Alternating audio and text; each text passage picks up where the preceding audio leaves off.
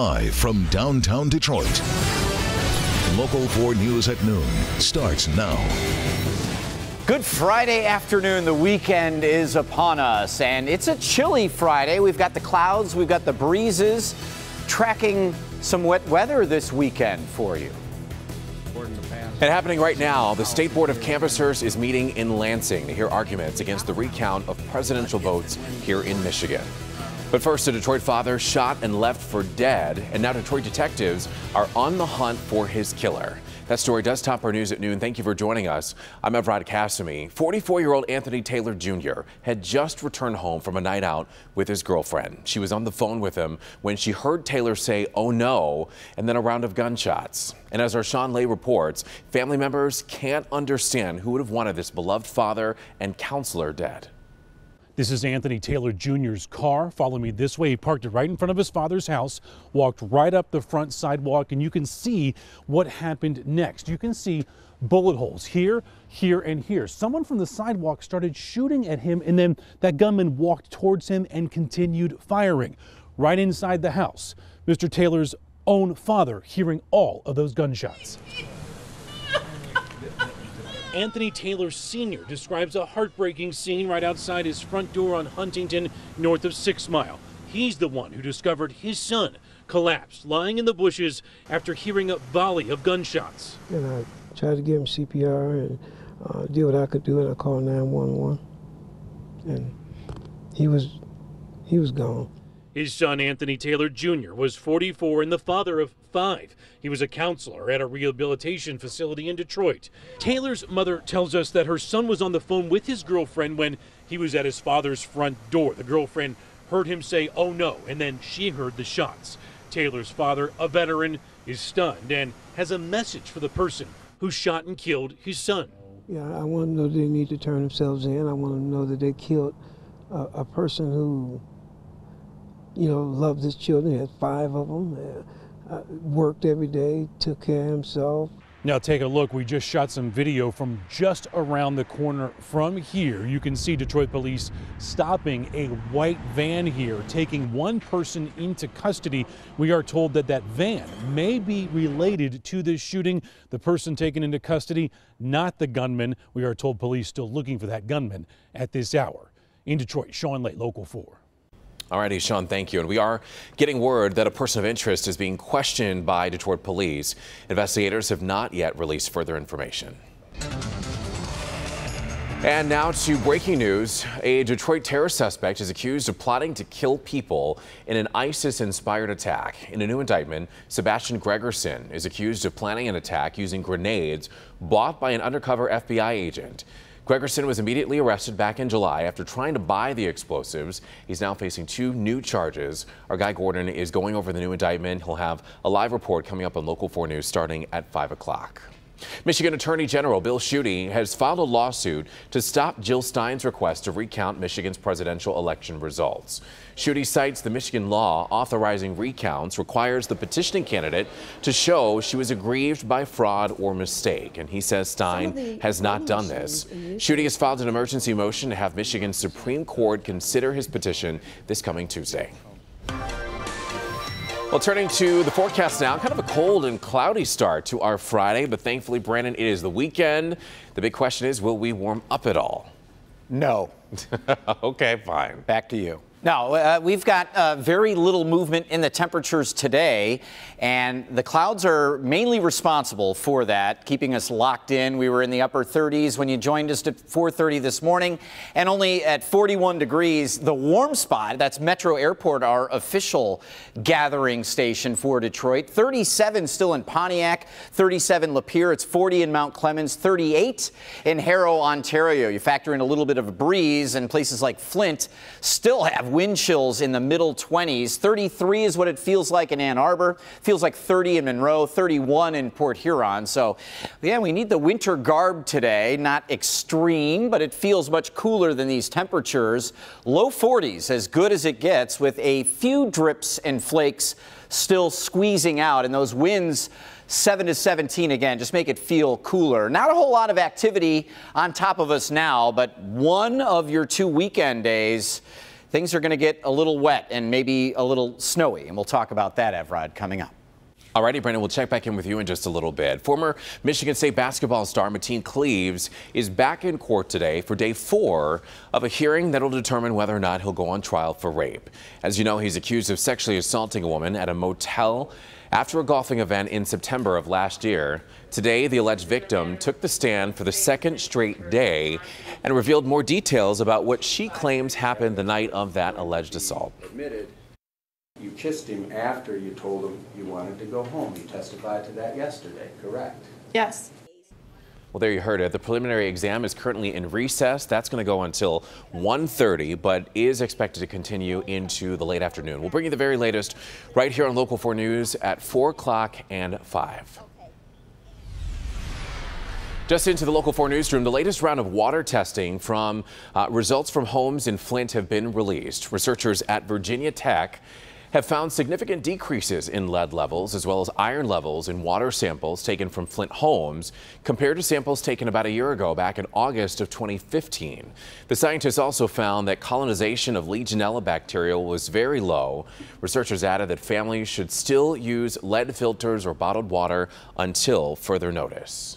And we do want to give you a heads up to drivers who might be affected by a closure on 696 this weekend. From 7 a.m. until 7 p.m. on both Saturday and Sunday, westbound and eastbound 696 will be closed between Coolidge Highway and Greenfield Road. Along with the road closures, the M1, Coolidge, Southfield, and Evergreen ramps will also be closed. And during those closures, MDOT will be performing a detailed inspection of the bridge over 696 right there at Church Street. Well, more than $13,000 in pickles is missing from a local pickle company. And now the owners are looking for some answers. McClure's Pickles contacted Detroit police claiming that somebody had been stealing their inventory from their warehouse. And among the missing items includes 366 cases of Jared pickles, 25 pails of pickles, 58 cases of chips, and $486 worth of Bloody Mary mix. DPD is investigating and asks that anyone that has information about the pickle theft to give them a call immediately. And we do have a Help Me Hank recall alert for you this afternoon. Ford recalling nearly 700,000 cars because of faulty seat belts. That recall covers certain 2013 to 2016 Ford Fusions, 2013 to 2015 Lincoln MKZs, and 2015 and 2016 Ford Mondeo cars. Ford says heat generated when there's tension in the belts can cause the belt cables to break. The recall is expected to start on January 16th, and dealers will fix the belts at no cost to the owner. DTE Energy now collecting gifts today to make Christmas extra special for hundreds of local children. This holiday season, DTE and its employees will be giving out 2,000 gifts to infants, children, teenagers, and adults with disabilities who live in foster care. And this morning, take a look. Employees collected donations for its Good Cheer Drive at DTE's downtown headquarters, where everything from bikes to electronics to clothing were all collected, and all donations were then loaded into a volunteer semi-truck and will be given out a little bit later this month. So we appreciate everyone's generosity. Still ahead here on Local 4 News at noon, encouraging news for the U.S. economy. The unemployment numbers are in, and we'll tell you what experts are saying about the latest jobs report. Plus, an iconic ecosystem in grave danger, climate change and pollution threatening underwater world, and what one nation is doing to try and save it. But first, severe storms ravage parts of the South. Surveillance video captures the frightening moments as a storm blows in. We'll tell you what the National Weather Service says that they're now looking into. We're back after this. America's Got Talent in the house. Do you recognize this guy? Travis Pratt. He was a fan favorite on AGT. He is in town opening a show today at 4 and First at 4. I'm so excited that you'll get your first sneak peek. You'll get to hear what he's been up to, and also you'll find out why. What he's doing right now, it's so important that every teenager see this production. Diamond. Welcome back. Video of a tornado tearing through an Atlanta school. This tornado was one of four to hit the area in Atlanta on Wednesday afternoon. The strong winds knocked over multiple power lines and trees and even damaged several houses. The National Weather Service is currently investigating reports of other tornadoes that might have touched down in the area as well. Thankfully, though, no injuries were reported in that area. And the U.S. unemployment rate is as low as it's ever been over 9 years.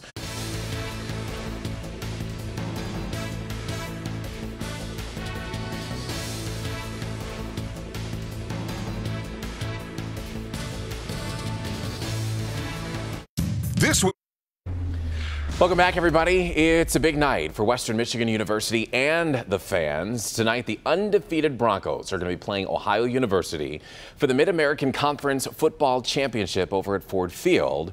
Kickoff is scheduled for 7 p.m., and the game is expected to shatter the attendance record for a MAC championship game. But tickets are still available, and they start at just $10. Our very own Jamie Edmonds is going to have live coverage from Ford Field on Local 4 News at 5 and 6 o'clock.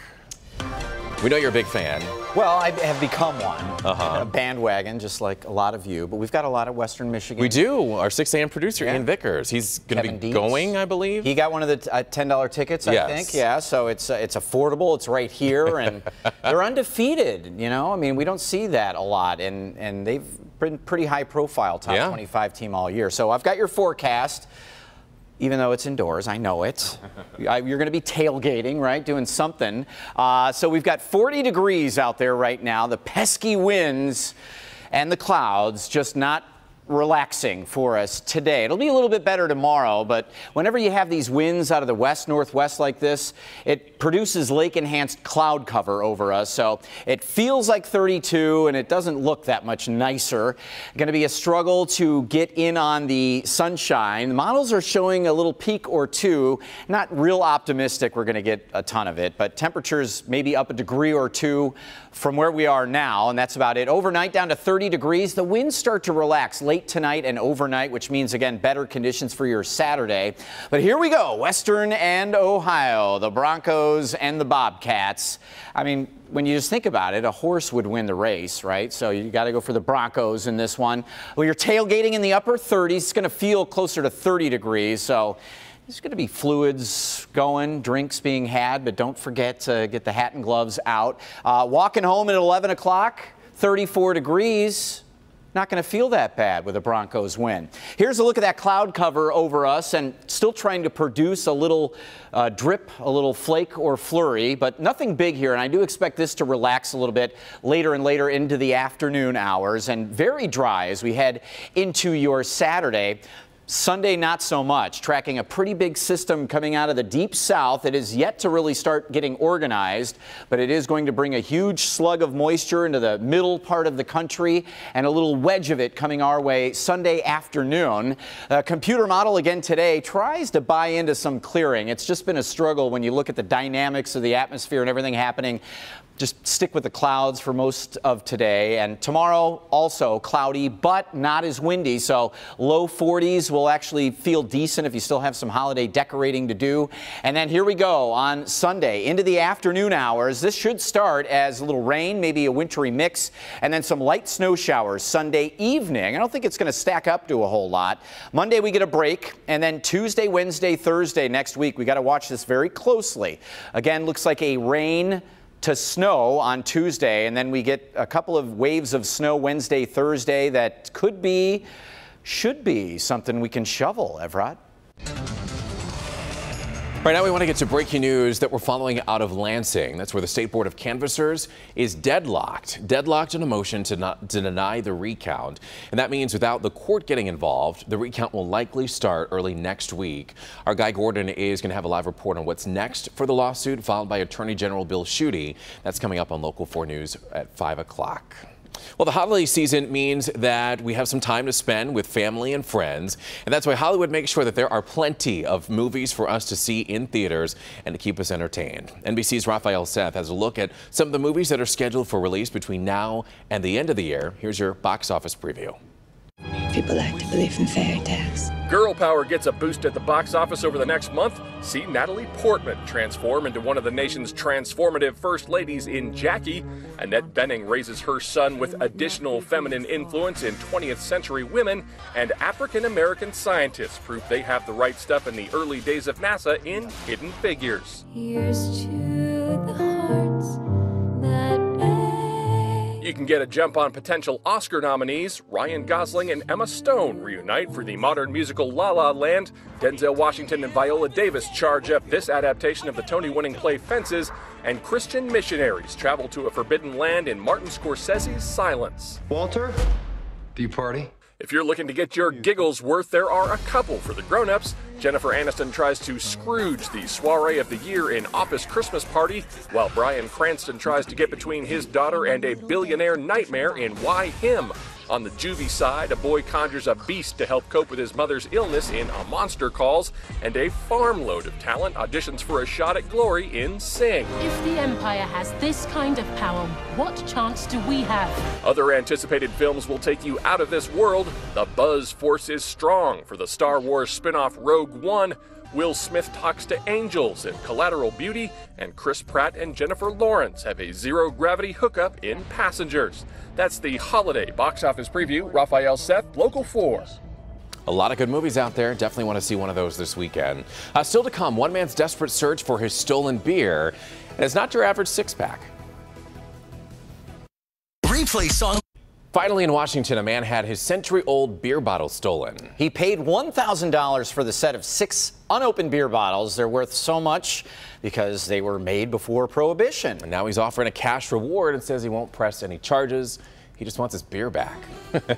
Have a great weekend, everybody. Before we go, we want to say hello to all the students at Bishop Foley Catholic High School in Madison Heights. This is Mrs. Bluestein's journalism class. Wave, everybody. Have a great weekend.